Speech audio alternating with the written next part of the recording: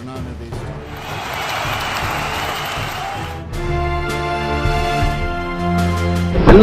Yes, Pinto. Yes, Sanjay Pinto.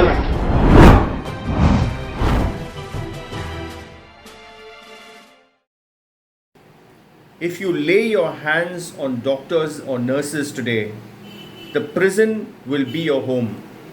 We've all seen viral and disturbing videos of doctors in the line of COVID duty being attacked by angry relatives of patients. Now, even if these crimes are not premeditated but are unreasonable spur of the moment outbursts, they reflect a clear lack of awareness of laws meant to deter offenders and to safeguard our medical saviors. So, what are the legal consequences of attacking healthcare professionals during this pandemic? The Epidemic Diseases Act was amended last year, 2020, to bring within its ambit not just doctors and nurses, but also paramedical, community health workers, and any other person involved in the prevention of the outbreak or spread of the disease. Which means even those door to door fever survey workers will come under this protective umbrella, and rightly so. Section 1A looks at violence in four different forms: harassment, injury, obstruction, and damage to property. The insensitive incidents of discrimination, like attempts to evict medical professionals from their homes or clinics, has had a statutory echo. Harassment is listed as any act that impacts their living or working conditions or prevents them from discharging their duties.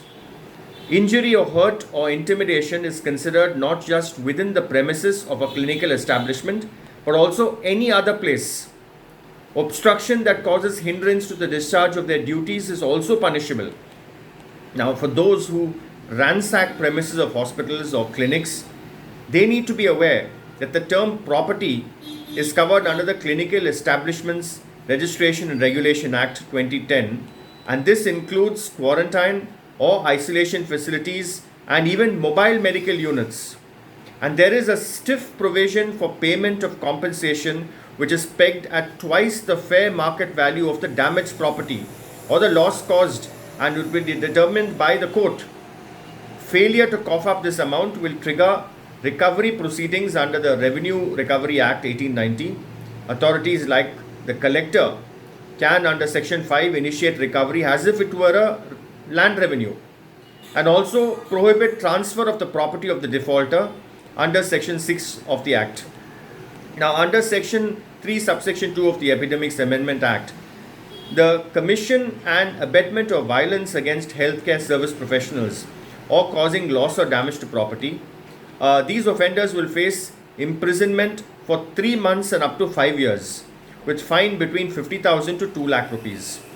For a more aggravated form of this offence resulting in grievous hurt, grievous hurt is defined in Section 320 of the Indian Penal Code, and that includes, among other things, disfiguration of the head or face, or fracture or dislocation of a bone or a tooth. That would be punished with imprisonment of 6 months and up to 7 years, and with a fine of 1 lakh to 5 lakh rupees. Remember, these offences are cognizable, they are non-bailable, and they are to be investigated by an officer not below the rank of an inspector of police. The investigation must be completed within a month from the date of registration of the FIR, and an endeavour must be made to wrap up the trial in 1 year. Now, while on the ground such timelines are, as we know, seldom adhered to, at the very least there is at least legislative intent to provide for a speedy trial. Now, soon after the pandemic surfaced in India, the Supreme Court in Gerald Bennett versus Union of India 2020 had directed states to provide police security to frontline medical warriors. 3 years ago, before the pandemic, the Kerala High Court in Abdul Nasser versus State of Kerala in 2018 had labelled violence unleashed on doctors as an epidemic in itself, and the court took cognizance of the cascading effect of such attacks in hospitals, which would lead to a grinding halt of their functioning, and this would jeopardize the health of many persons. The court was actually referring to unrest and insecurity triggered by attacks on the medical fraternity. Now, prior to the present amendments in the Epidemic Diseases Act, healthcare professionals in various states have had a protective veneer in the form of local enactments. Here in our state, we have had the Tamil Nadu Medical Service Persons and Medicare Service Institutions Prevention of Violence and Damage to or Loss to Property Act 2018.